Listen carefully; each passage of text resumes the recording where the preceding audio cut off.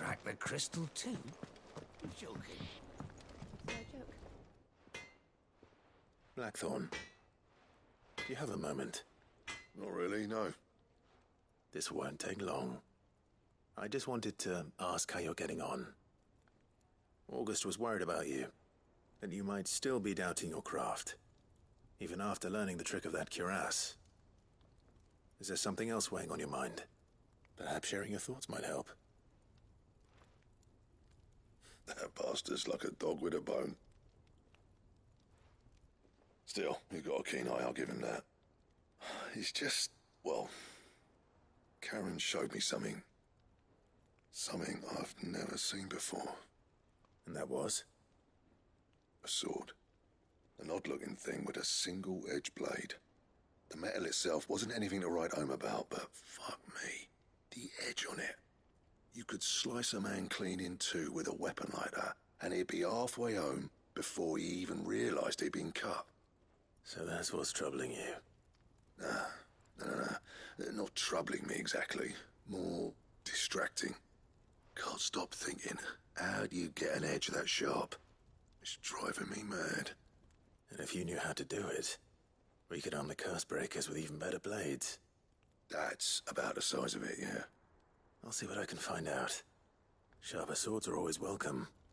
And we can't have our master blacksmith being distracted. You're a soft touch, you know that. But I can't say I'm not grateful for it. Good luck, eh? Thank you. Let's see what Karen knows about this sword.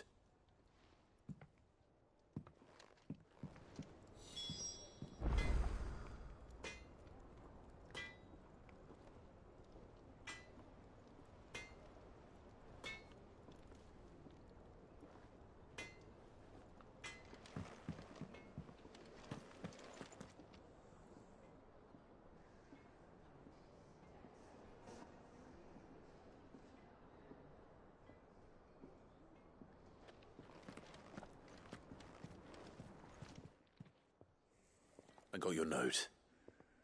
You think something's wrong with Torgal? So you can read. Congratulations. But I didn't say I were wrong with him. I said something weren't right. He's not been eating me treats. He used to love cracking the bones from Molly's boiled brown, but now he won't so much as look at 'em. Didn't like him. Which is why I'm of a mind that his mind's on summat else. You've not been working him too hard, have you? No harder than usual. Is that it, boy? Do you need a rest? What was it you said he was? A frost wolf? That's what the lawsman seems to think. Then maybe this all has something to do with whatever it is that's woken inside him. I suppose things have been different since Rosalith. Perhaps Hippocrates knows something. Instead of everything, you mean? Perhaps.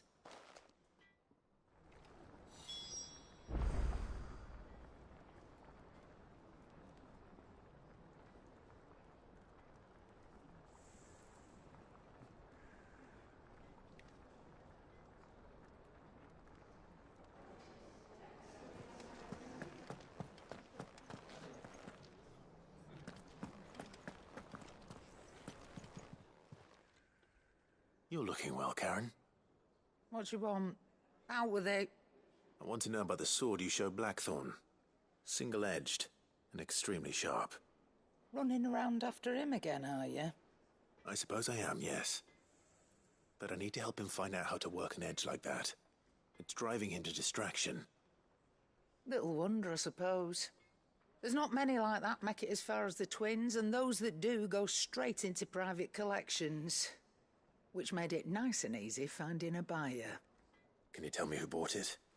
Where is it now? You think I tell people who my clients are? Suppose you're not likely to go nicking him off me, are you now? Fine. If you stop mooning at me like that. Lord Ignac's the man you want. Delmeckian bloke. Collects weapons and the like. And he's got more money than sense, which is why he's one of my favourite clients. Reckon he'll still be at the inn in Dalamil, where I left him. Thank you, Karen. Oh, and he's a touch eccentric. if you take my meaning. I appreciate the warning.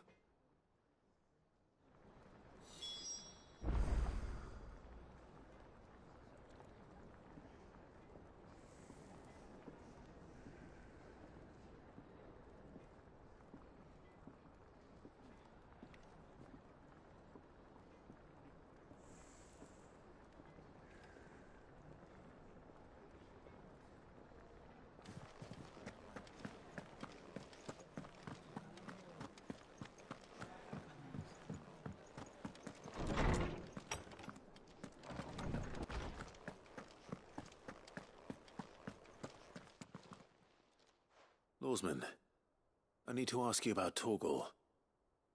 Something's not right with him. He isn't ill, is he? I don't think so. But according to Lady Karen, he seems to have lost his appetite, which is certainly a new development. She says he's hardly been touching his bones of late, and she believes it may have something to do with what happened at Rosalith Castle. I rather think she might be right, though not about his appetite. All canids are instinctively inclined to crack open bones for the rich marrow that resides within, and I see no reason why a frost wolf should be any different. Accordingly, I suspect it is not a lack of appetite that afflicts Torgal, but a surfeit of it. If we assume that his newfound magics require additional nourishment to sustain, it may well be that the bones Lady Karen is accustomed to providing are no longer sufficient. Frost wolves, after all, habitually prey upon far larger animals, whose bones may yield altogether different nutrients. As to where one might find a suitable substitute, some antelopes that graze the meadows of eastern Rosaria have been known to grow to a size more than double that of their lesser cousins. I don't recall ever seeing any that large. And little wonder. The oldest and largest such creatures rarely leave the safety of the highlands for fear of predators. The last elder antelope sighting I recall hearing about took place near Cressida, and that was long before the village was abandoned. Even so, it seems like a good place to start. Good hunting, Clive.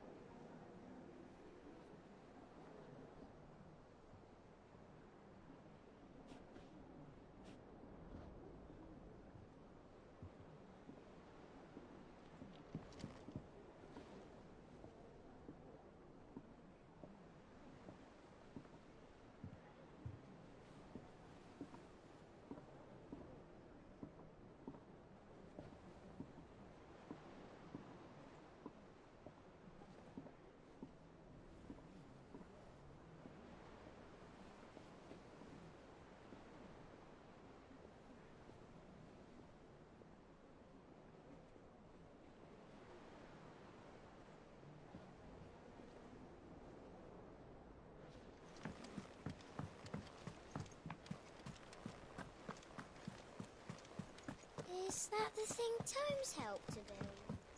Mid told me she was building a ship.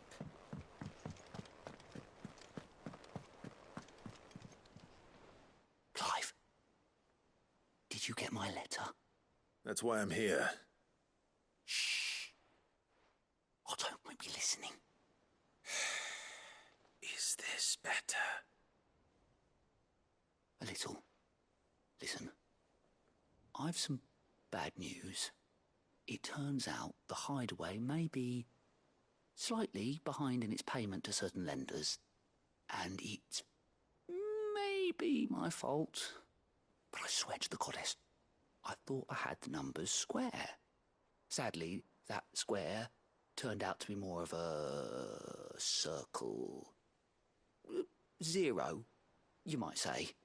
I can straighten it out, I swear, but it's going to take some time, and I'm gonna need help keeping it from Otto. Bit late for that, I'd say. There you are! What a surprise! So let me get this straight. You forget to pay our lenders what they're due, and instead of coming straight to me, you get Clive to come to you. And I hope he'll dig you out of the hole you've dug for yourself. Clive, the man in charge of the place you've been cheerfully trying to bankrupt. And you thought this was a cunning plan. Why? Well, who needs paying? Oh, just Martha. And the dame. And, well, Lady Karen. But only 500 talents. We owe 3 of our most trusted friends 5 million gil. Each. 5 million each. They lent us the bulk of the money we used to rebuild the hideaway, you see, and, well, I must have made some sort of oversight. Those ledgers were my responsibility, and it was my decision to entrust them to you. This is my fault. Do we have that much to hand? I can always ask my uncle. No, we don't. And no, you won't. We've lightened Lord Rossfield's purse enough. After the king's ransom we had off him, he deserves better than to see our begging bowl. Besides, we'll need to learn to stand on our own if we're gonna make this work. All right. But that doesn't mean you have to shoulder the burden yourself. Is there anything I can do to help? There might be. How'd you fancy taking these to Martha and the dame?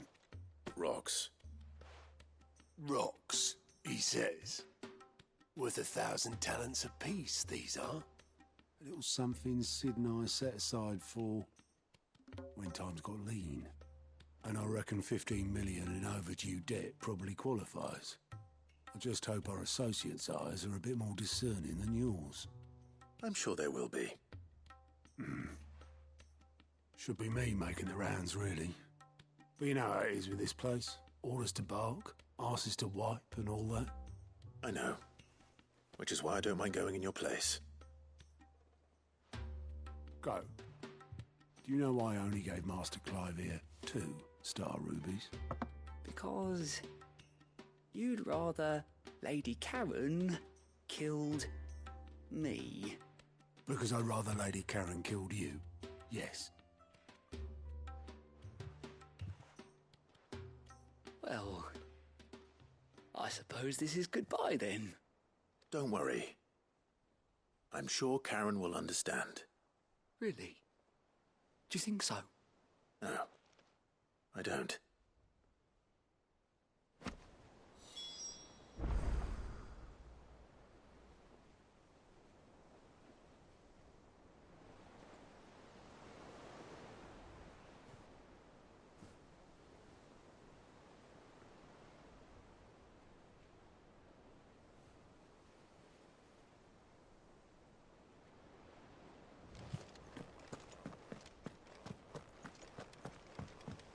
Mid told me she was building a ship.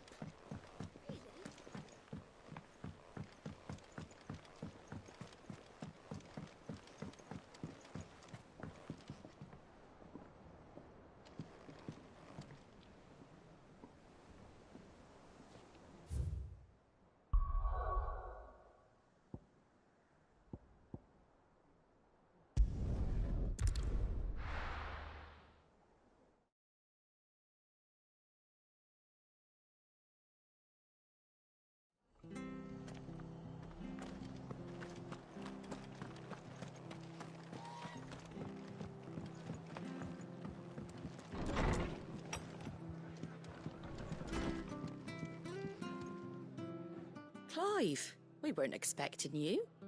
I wasn't expecting to be here, but it seems we still owe you a considerable amount of coin for your help with our rebuilding efforts. And though I doubt it's what you were expecting, we were hoping you'd take this as payment.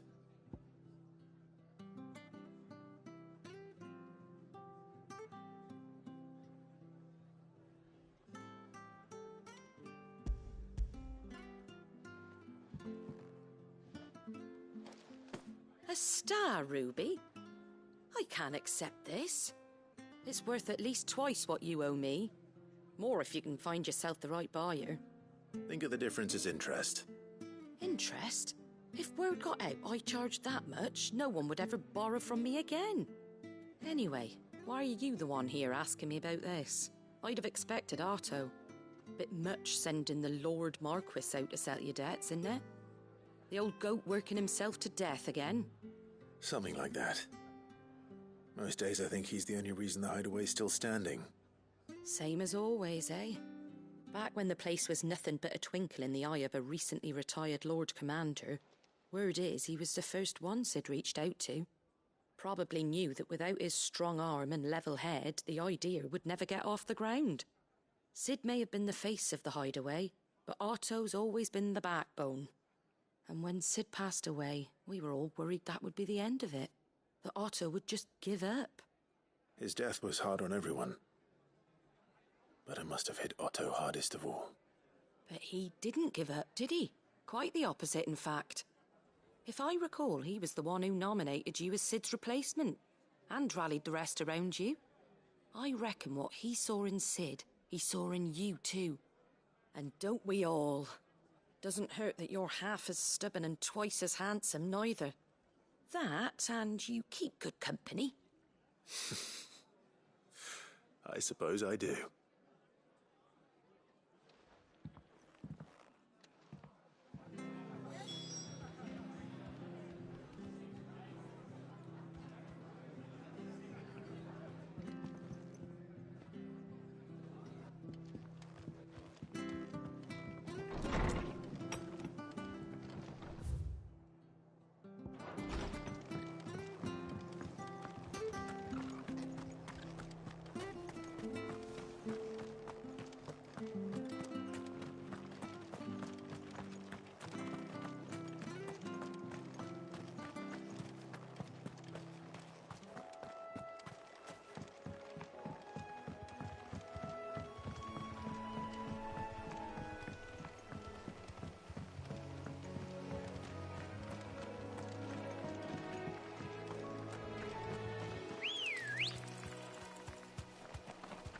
Ready, go? Yeah!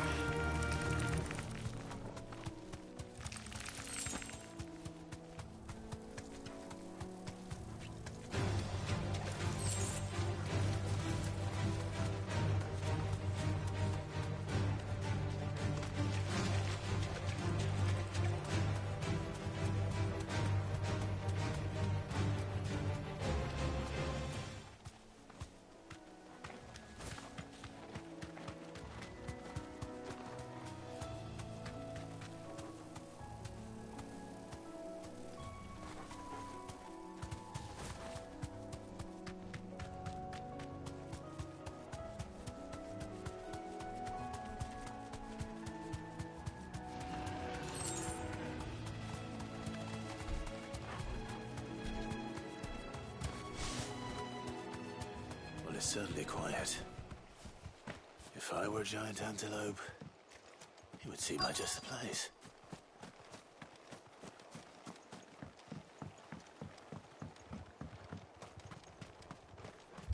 I doubt we'll find one bigger than that. You hungry, Torgal?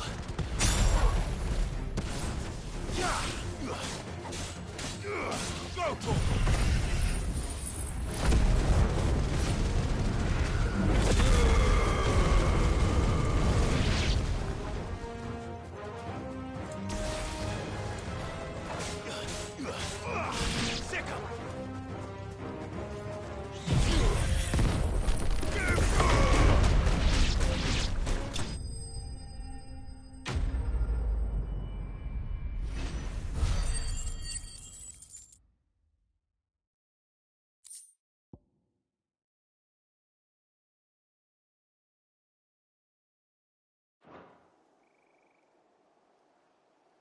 Now,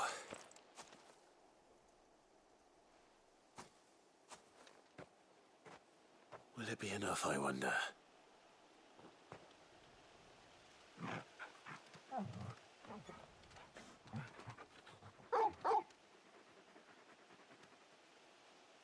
I say that answers my question. Which means we owe the lawsman our thanks.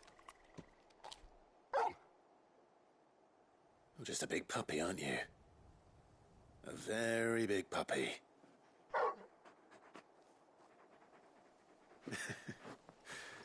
You do know you can take that with you, Torgal. Lady Karen will be relieved to hear you've got your appetite back. Come on, boy.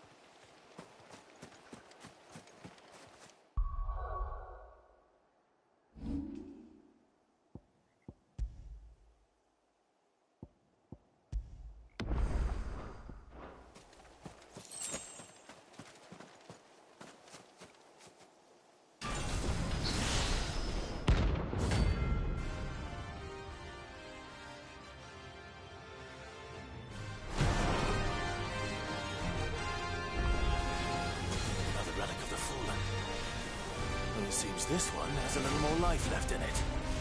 All right then. Nice try.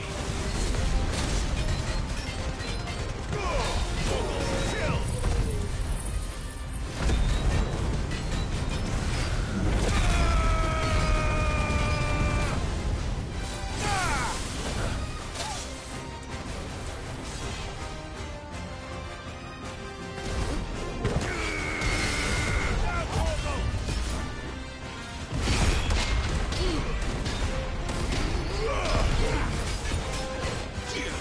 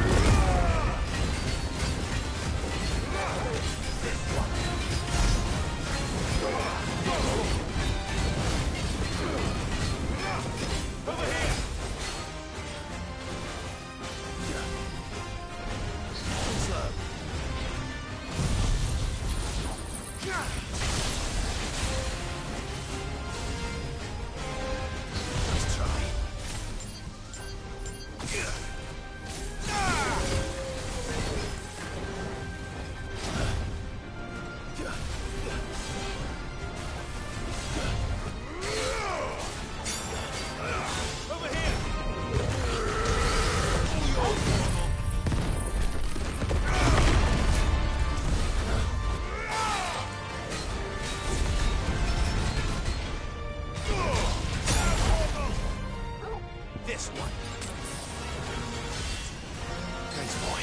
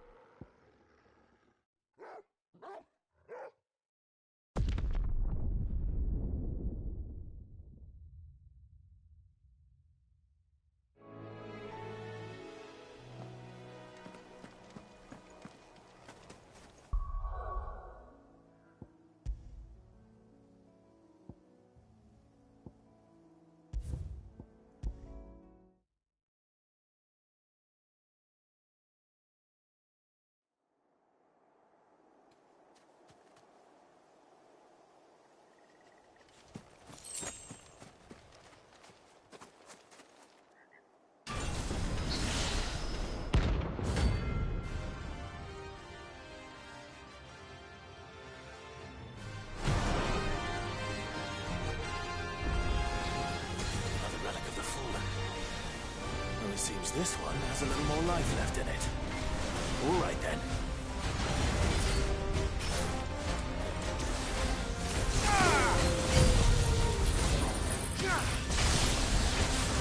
Slow.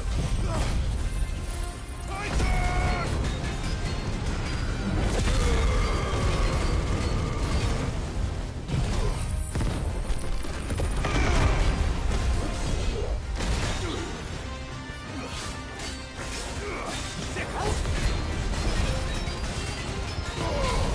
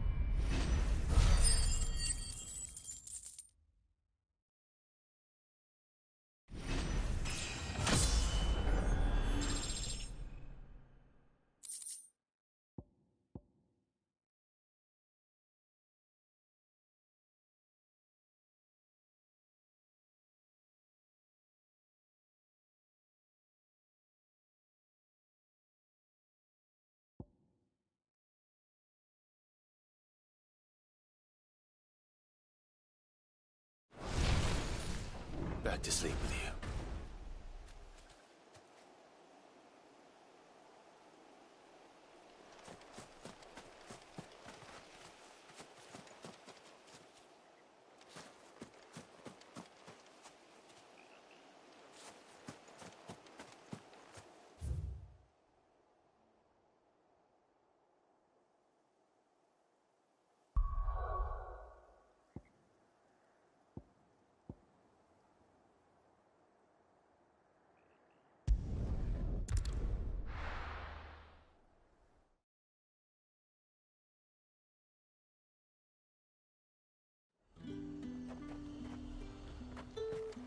There's talk that the glass gate flood.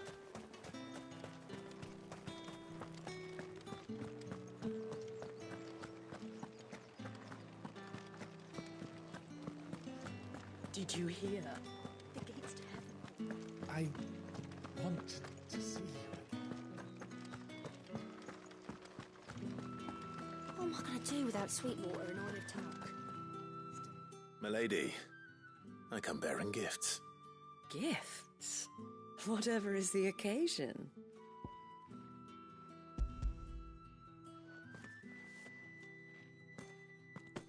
Oh my. Clive, you really have outdone yourself. Otto asked me to give it to you. To settle the Hideaway's debt with the Veil. And to compensate you for the time it took us to do so. You disappoint me, Clive. I thought you might finally be warming to me. Tell Otto he can keep his baubles. I tried to tell him as much the first time around. The man owes me nothing, nor does the Hideaway. My contribution to the restoration effort was made freely and willingly. It was the least I could do. You once told me Sid did you a kindness. I'd like to do the same. Please, accept it. For my sake. And for Otto's. For all of us. For all you've done. It is rather fetching, isn't it? Very well. Otto is lucky to have you, Clive. I doubt anything could ever replace his son. But you and the others at the Hideaway are the closest thing he has to family. Otto had a son. Long ago, yes. Sid told me Otto lost him when he was just a boy, and blamed himself for not being able to stop it. I don't know how it happened, whether there was anything he could have done, but it was clear that it weighed heavily on him. I didn't know. How could you have? I doubt anyone did. Besides Sid, I've never met a man more keen to bear his sorrows in stoic silence. An ill habit, given that both have always been surrounded by friends desperate to help them. I'm beginning to see that.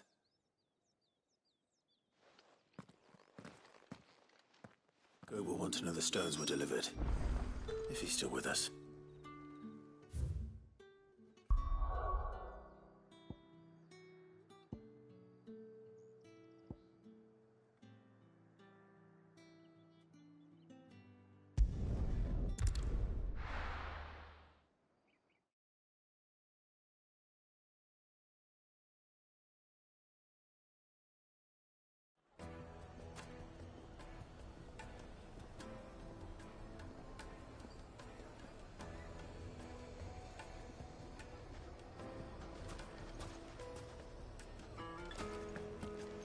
People take notice of wealthy men.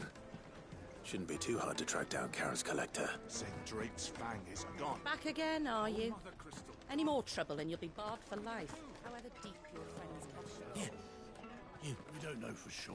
Listen, it could have just been a trap. I've got this theory. The Fallen. I don't think they all. Welcome. If you're hoping for a bed, I'm afraid you'll have to look elsewhere. One of our wealthier patrons has purchased the use of every room, hoping to keep out the riffraff, as he puts it.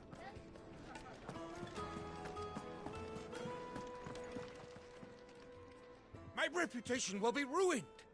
Ruined! Calm yourself, Lord Ignac, I beg of you, before you do yourself a mischief. Pardon the intrusion, but... Out!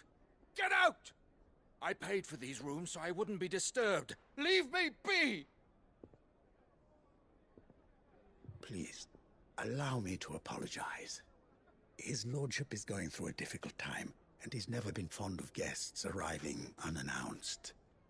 Radim! Get rid of the filthy oaf this instant!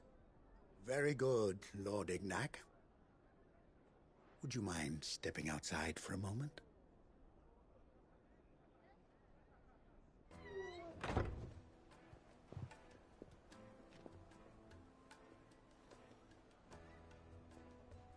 I'm sorry if I've caused you any trouble. That? Oh, no. That's just how his lordship is. Though the morning's events have left him somewhat fractious. He has been dispossessed of his luggage, you see. The thieves also made away with a considerable amount of coin. Coin the innkeeper will soon be keen to collect. I don't suppose a certain blade was among the stolen items. A single-edged sword. It was purchased from a merchant friend of mine. Ah, you know Lady Karen. Yes, I'm afraid it was. Then I'll retrieve Lord Ignac's luggage. But I have one condition. You have but to state it. You are welcome to anything that is within my power to grant. I want an audience with Lord Ignac. A few minutes should be enough. Then I'll be on my way. A condition I would be a fool to refuse. Of course, you shall have your audience. I don't suppose you saw where the thieves went? I did not, no. Though some discreet inquiries made on his lordship's behalf mean that I know where you might find them. The bandit's bed. Every ill-gotten coin in Dalamon is said to pass through that disreputable corner of the Valcroy. And that's where I'm heading. I shall speak to Lord Ignac in your absence, and arrange for an audience upon your triumphant return. That will be very kind of you. Farewell, and best of luck.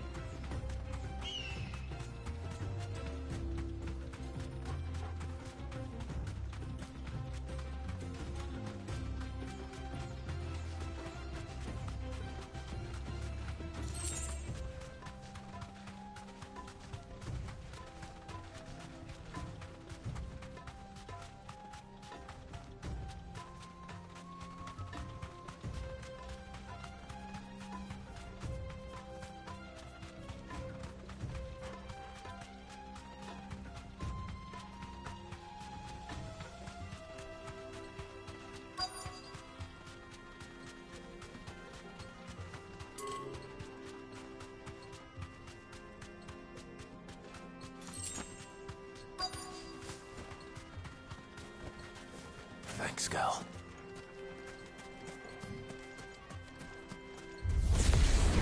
We've got company! Come on, lads, let's tear the bastard's head off!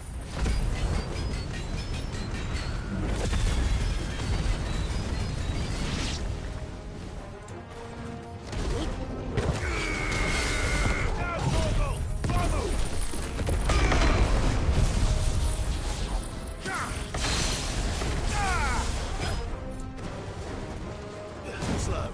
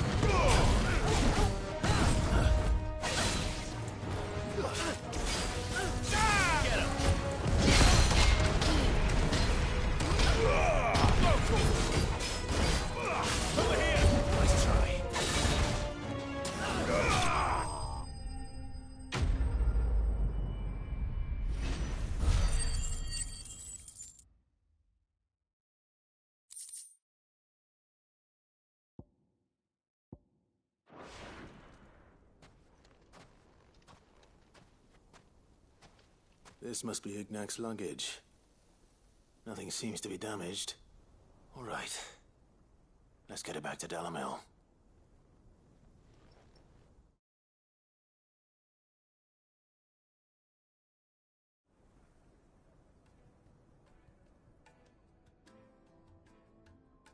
I hear I have you to thank for the return of my effects. What shall I call you, my good man? Wyvern. Glad to make your acquaintance. A formidable name indeed. Well, Wyvern, I appear to be in your debt. Redeem here tells me you wished for an audience. Is that all? A few moments of your time should suffice, yes. You're a peculiar fellow, Wyvern. All right, speak. Master Wyvern was wondering if you could tell him about a certain single-edged sword you recently acquired. Oh, a true work of art, that one.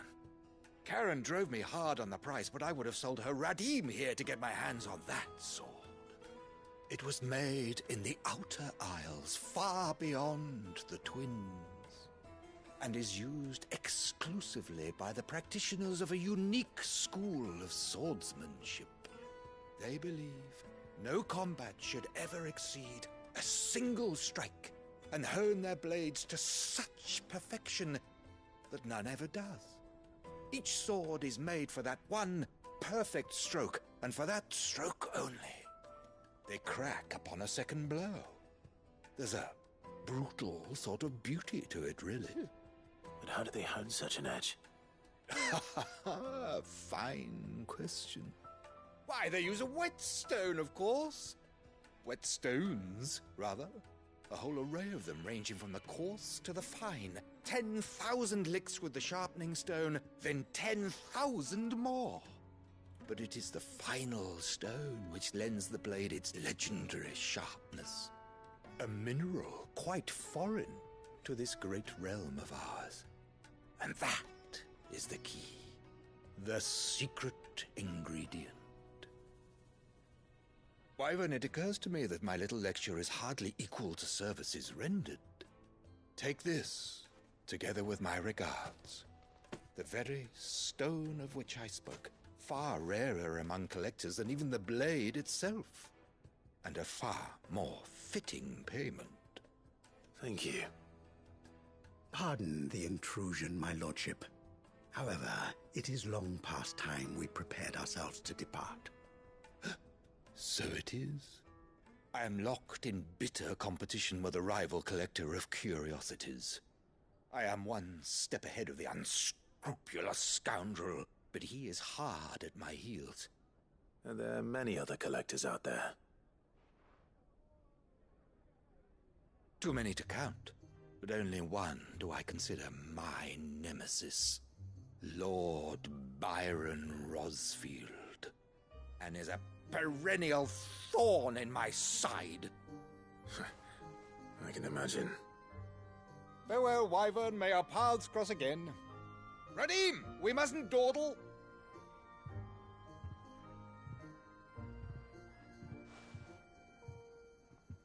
I think his lordship is rather taken with you, Master Wyvern. Thank you again for your assistance. Coming, my lordship. I'll be right there.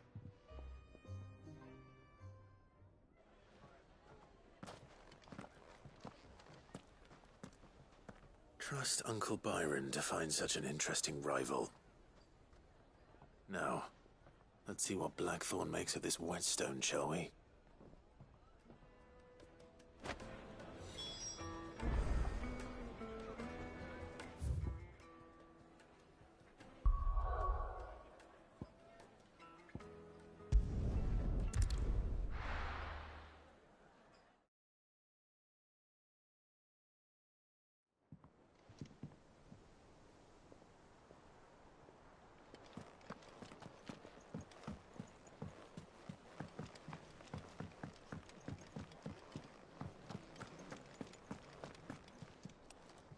I noticed you and Torgal had gone off somewhere.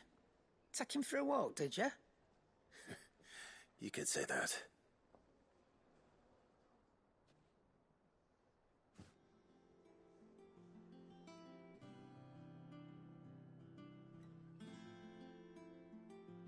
so?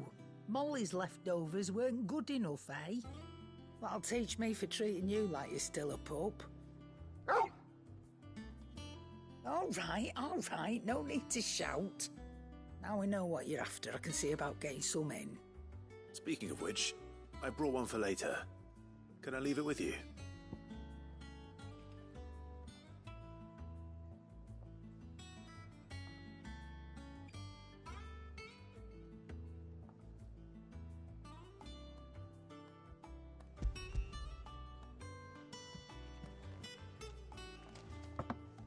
You can, eh?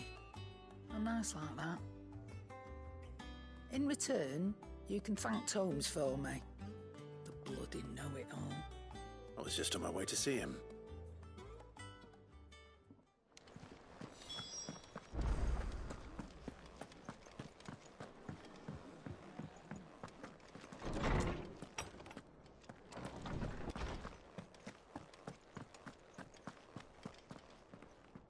Ah, Clive. Were you able to locate your quarry? We were indeed, Lawsman. You pointed us in exactly the right direction. And Torgal's been a very happy hound ever since. Very good, very good. Lady Karen sends her thanks, by the way, for your part in solving the mystery. Ah. But that reminds me. After your last visit, I found myself pondering Torgal's talents. Do you recall our conversation concerning Lady Jill's role in Torgal's transformation? About how she somehow woke the power within him. Precisely that. A reasonable conclusion, I thought, but one which raised certain questions in my mind. You see, the Fenrir of legend served Shiva and Shiva alone, and while the powers attributed to him are certainly impressive, the records imply they are somewhat different in nature to those you described Torgal as having used. What are you suggesting? That Torgal may be the beneficiary of more than one icon's power. Consider that in addition to Lady Jill, he has served as a loyal companion to you, your brother, and even the late Cid. In short, the icons hitherto near at hand, or should I say at paw, have been diverse and plenty, and that number has only grown as the realm's dominance have fallen to your sword. One can but speculate as to how all of this has affected Torgal.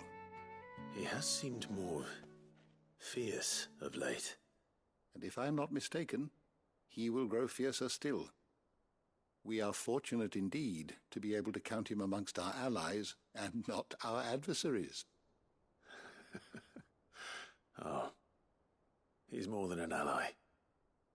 He's a friend.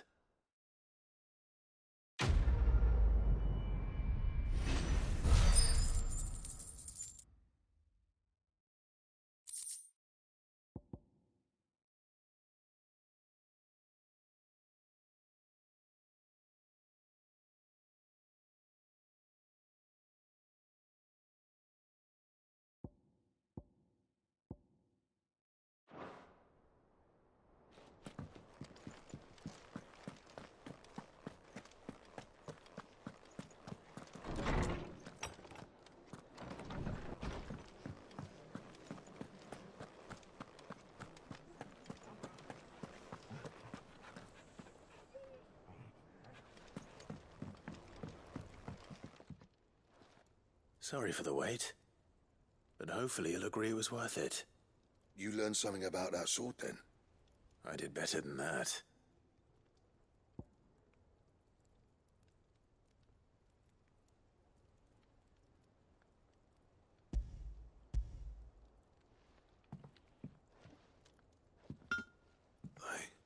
A whetstone? Yes, but not one you'll find anywhere in Valisthea.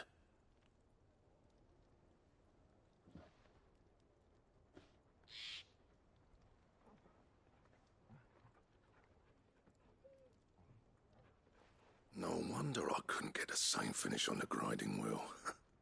One hit and all done, eh? Might not be so bad if all you ever fought were duels. Good luck on the battlefield. Your second opponent would be your last, no matter how good you were. Even so, is there some way it could be used to give the Cursebreakers an edge? I think so, yeah. With this whetstone and the right kind of steel, I could probably even make a twin of the blade to rattle me. But there'd be no replacing this little rock once I worn it down to a sliver. I reckon we get a dozen swords from it, if that. Swords that the curse breakers wouldn't know how to wield properly, and that would see them through a single fire piece. Nah, no point trying to copy that thing. Be about as much use as a wax anvil. But finishing our blades with a whetstone this fine, now that's something to consider. And what's finer than fallen masonry, eh? Or more hard-wearing, for that matter. Just imagine it. Good Valisthian steel with an edge as sharp as any found in the Outer Isles. I won't make a copy, nah. I'll make something much better. I'm sure the curse breakers will be delighted. Just don't push yourself too hard. Don't you worry about me, sunshine. I've been working day and night since I was half your age, and I'll still be here when you're long gone. Hey, thanks, Clive. I mean it. I owe you one, August too. It's good to know someone's looking out for me. He'll be happy to hear you said that. And I'll see that my debt to you's paid. First new blade I make's got your name on it. You come and find me when you've got the materials. All right. I will.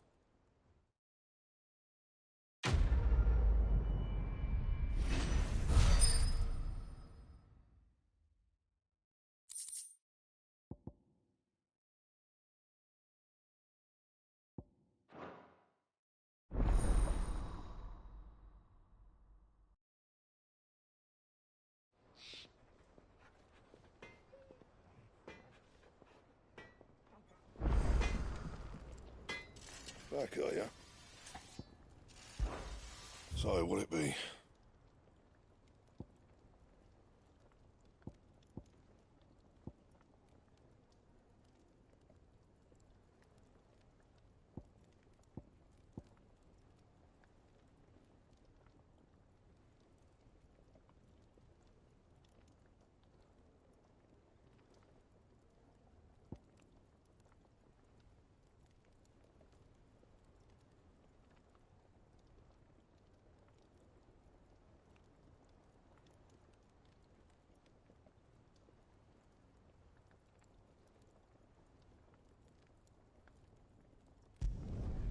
It'd last you a good while.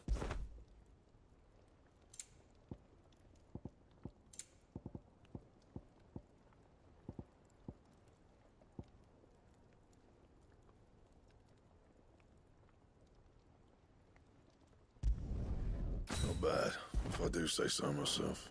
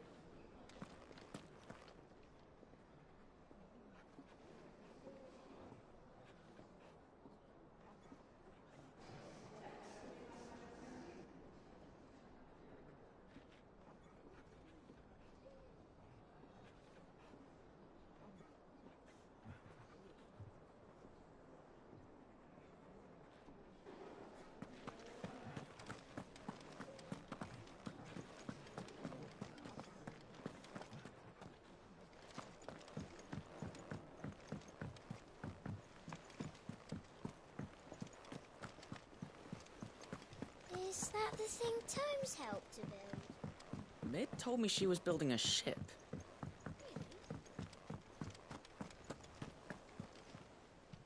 Goat. So Lady Karen... But she was just too stubborn. She threw it right back in my face, in fact, and told... Karen refused... I hope it wasn't saying I'm sure you were as tactful as ever.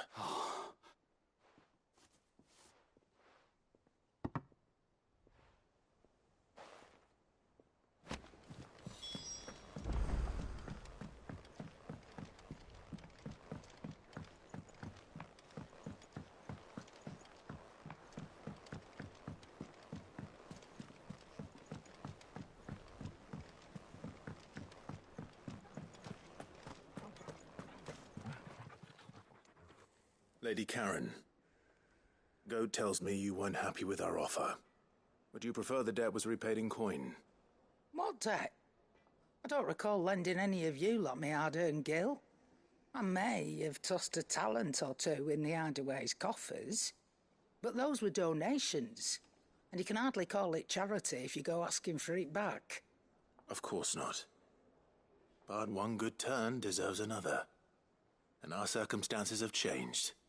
Surely you wouldn't shun the gratitude of a pauper who happened to have become a prince. Oh, so you're a prince now, are you? Fine. But I'm selling it and taking what I'm owed, then you're getting the rest whether you like it or not.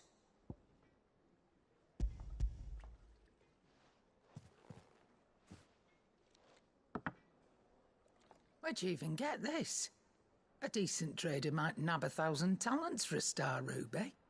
A canny one, meanwhile, might claim it were nicked from the belt of Sid the Outlaw himself and ask twice as much. Might be I already have a buyer in mind. Might be you even know her. A fine continental maid whose beauty's only eclipsed by a guile in commerce. You wouldn't mind, would you? Not at all. Just be sure to tell her that it's always a pleasure doing business.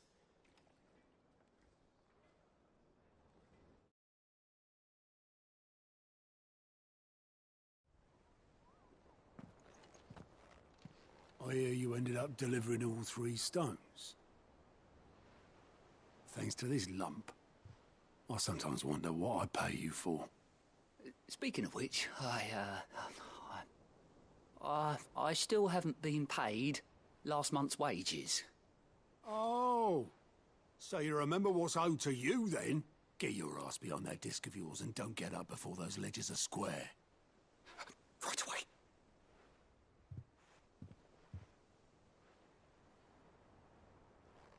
I've seen that before. Yeah, yeah. Plenty of times. It was the only goblet Sid ever used. Either out of habit, or because the filthy soul couldn't be bothered to find a clean one. I knew so little about him. Like most people.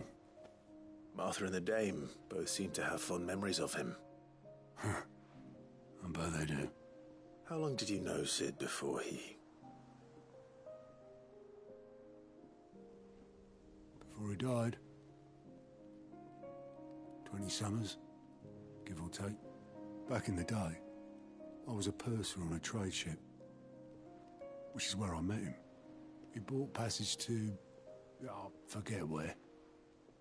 But having nothing better to do on the long nights, we set up drinking island rum till the morning bell dragged me back to my duties. Quit my post not long after that. On account of making a fine maiden's belly fat. But me and Sid stayed close, promising we'd one day sail the seas again. That was before fate stepped in and said she was having none of it. The magic woke inside my son soon after his first known day, and there was no hiding his knack. Couldn't you and your family have... My family were the ones who summoned the constable, wanted the monster taken away. I couldn't turn my back on him, forget what I felt, and I couldn't for the life of me understand how they could. Luckily, Sid was of the same mind as me. It was him who stood beside me when all I wanted was to tear the whole world down. Him who cried for me when I had no tears left of my own. Him who swore he'd do everything he could stop it from happening again. And he was true to his word, too. Left the Royal Army once and for all. His ranks, his ribbons, gone. Just like that. Threw away everything he had. All to right a wrong that no one else had the courage to face. I knew then I'd follow that man to the ends of the earth.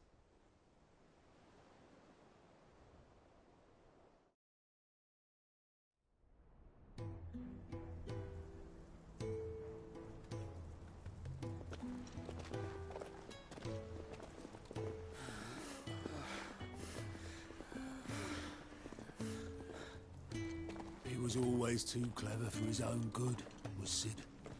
Saw the world for what it really was, while the rest of us were content to go along with the lie we were shown.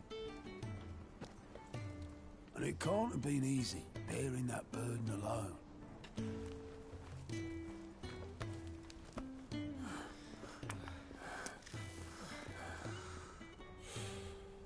But he didn't let it stop him. He never lost faith in what he believed was right. And that gave us faith in him. Faith he'd steer us true. So I swore to myself that I'd always be right behind him, ready to catch the stubborn sod, if ever he should fall.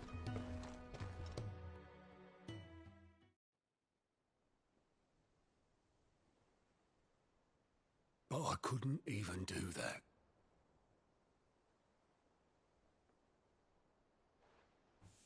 Ignore me. Just the ramblings of a tired old man. Leave that lot. I'll tidy it up in a bit.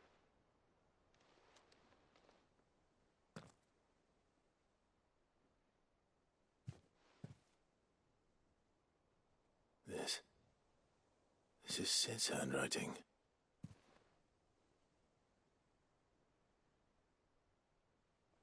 Dear Otto. I may be drunk, but I wanted you to know this place would be fucked without you. I love you, you grumpy old sod.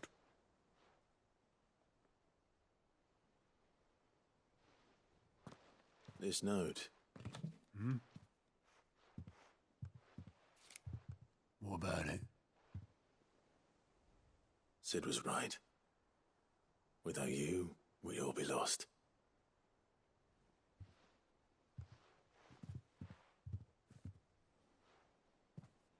He should have bloody well said so then. Just once. Before he went. But then, why would he? Him, or anyone? I'd only have told him to piss off.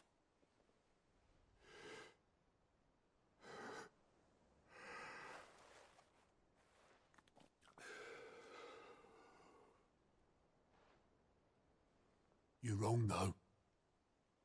Both of you. It was never just me keeping the hideaway afloat. It was all of us.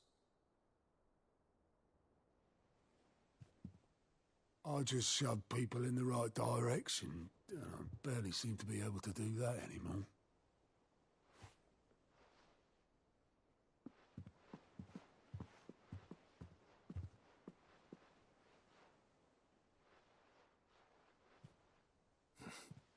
Would you rather go at the helm? Well, maybe I've got a few more years left in me. I'm going to hold you to that, Otto. Before you go, Sid would have wanted you to have this. But that's... This'll do me just fine.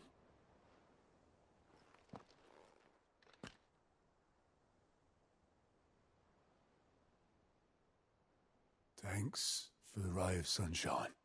I'll see if I can't pay you back.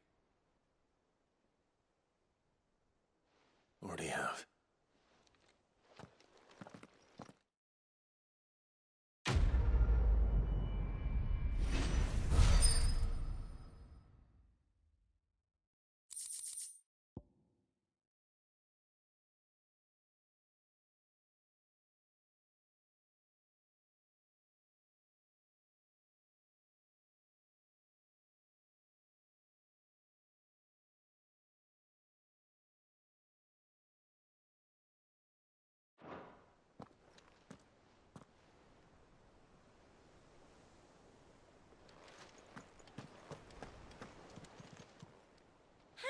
help you today, Clive?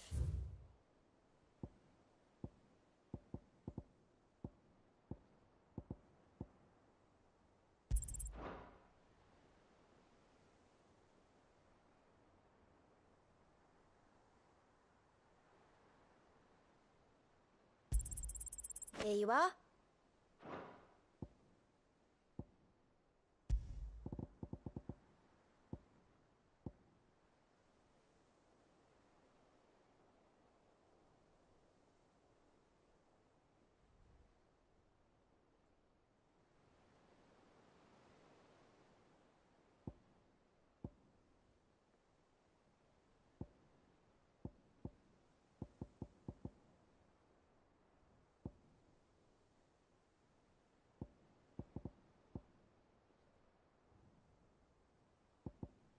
All done?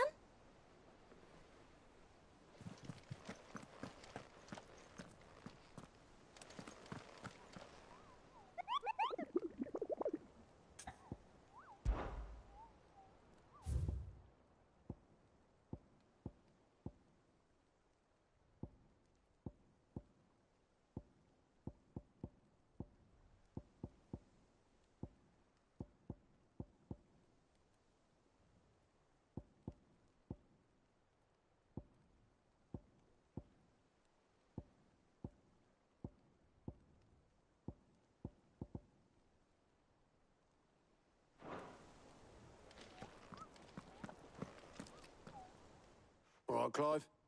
Asterix. Mid finished sending half the hideaway traipsing across the twins, has she? I swear, that girl'd do anything to put off visiting her old dad's grave. No excuses now, though, eh? Not quite. She said there was one final thing she had to take care of. I'm sure she'll be finished soon enough. She said that? In those words? She did, yes. Clive? Were you born yesterday or something? There is no thing. She'll probably be halfway to Canva by now. Mid. I might still be able to catch her.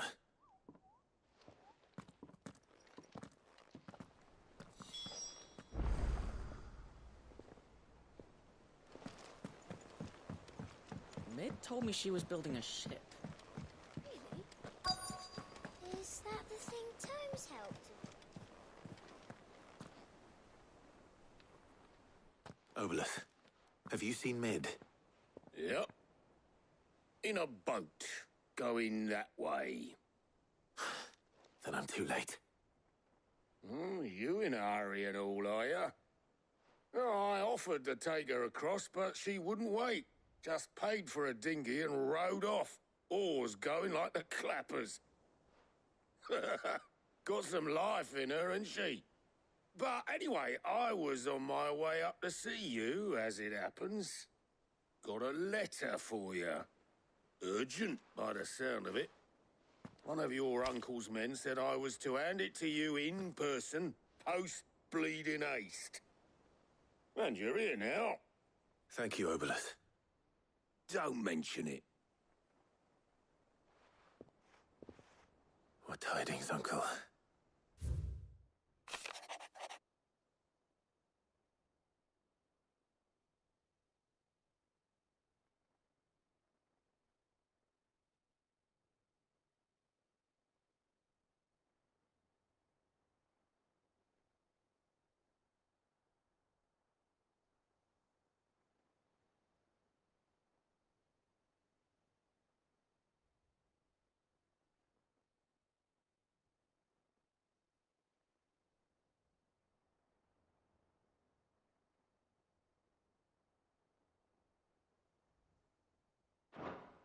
Trouble in Canva.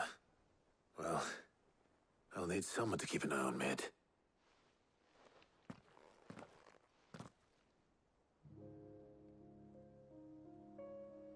So what? Mid got us to do all the dirty work and then just sailed off into the sunset? It, seems that way. Well, nothing we can do about it now. But next time you plan on visiting Sid, you might want to tie her to something before you suggest it. Ah, don't be so hard on her. Got to admit, the dirty work was kind of fun. Everyone pitching in, all that bollocks. Just like when we built this place. You're right.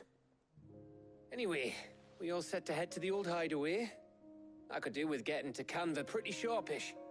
Wouldn't do to keep Lord Rosfield of the Seven High Houses waiting now, would it? Not after he asked for me personally. Gav will be leaving with me. Will you mind the place while we're gone? You can count on me. Just be sure to give Sid and the others my regards. All right. Oh, by the way, Jill will be joining us too.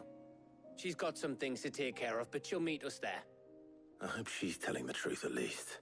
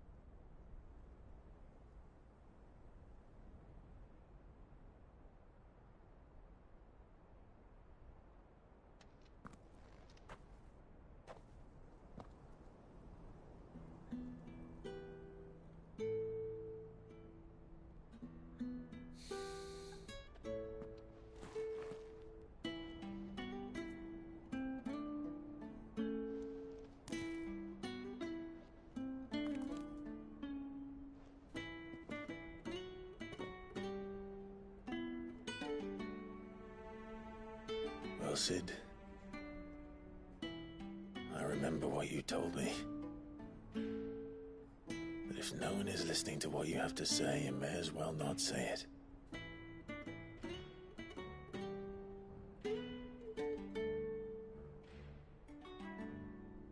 But I will say this, old friend. Hugo Cooker is gone. His shadow looms over us no longer. It's a pity the Phoenix can't be in two places at once. If he'd have been with us, maybe he could have done something for the lost. Not even the Phoenix can bring people back from the dead. Life has a beginning and an end. So we must live while we have the chance. And not as slaves to the crystals, but as free men. May we join you?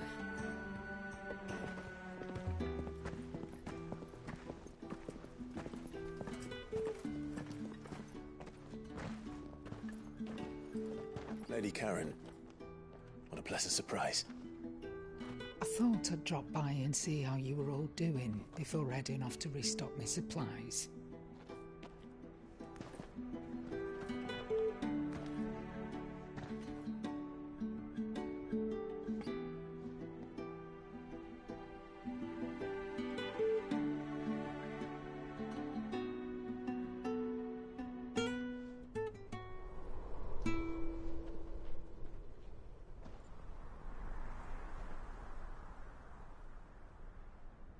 It wasn't the most scenic view back then, but it were never as bad as this.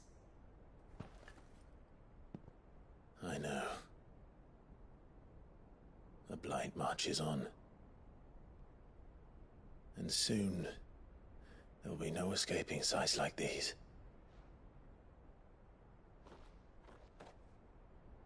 So our mission remains unchanged. We cannot stop until every Mother Crystal is gone, and their thirst for ether with them. The only one that remains in Storm is Drake's Tail in the Crystalline Dominion. Our next target. We're going to Twinside. It's the capital of the Empire these days. I wouldn't like to think how tightly guarded they've got the place. Not that that'll stop you, but we do well to scout it out before you go charging in. We would indeed. If you're off to the Dominion, you can take this great lump with you. Goods. Oh, I am sorry. Have you forgotten you're the most wanted man in the Twins? I thought you might like to disguise yourselves as the attendants of a travelling trader, assuming you've no better ideas. You wanted to buy yourself some tools, didn't you? Well, now's your chance. You're letting me go? With them? Oh, thanks, Nan! Stop that! You'll break me bones, you great galoot!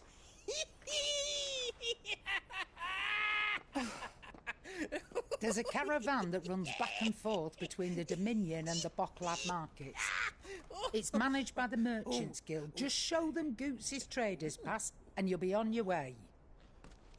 It'll be a damn sight less risky than footing it the length of the Crystal Road. That's for sure. Thank you, Karen.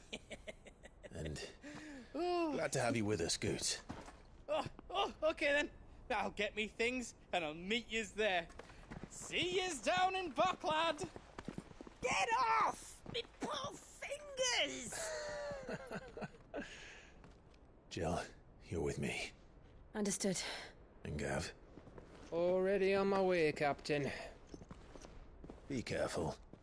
Aren't I always?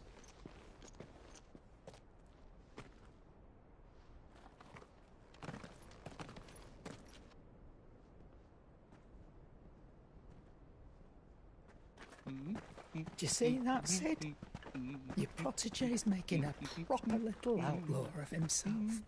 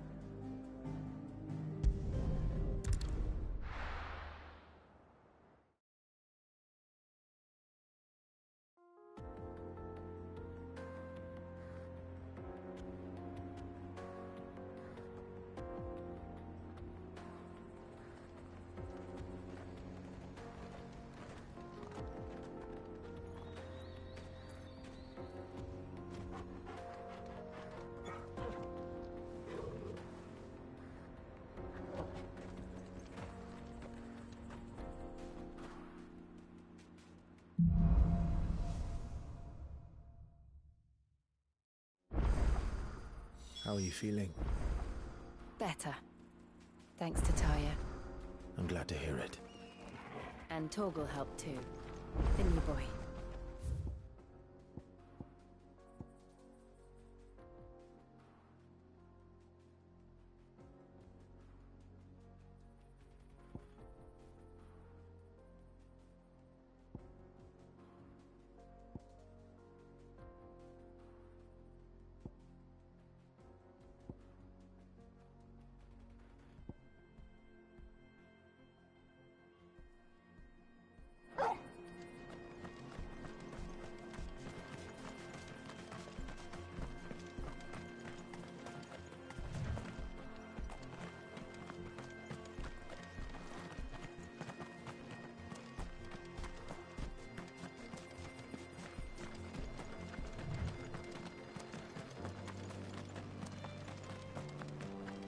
This used to be a trade route for merchants crossing the Scars, till the Republic laid a new road wide enough to let wagons pass, and all official traffic moved there.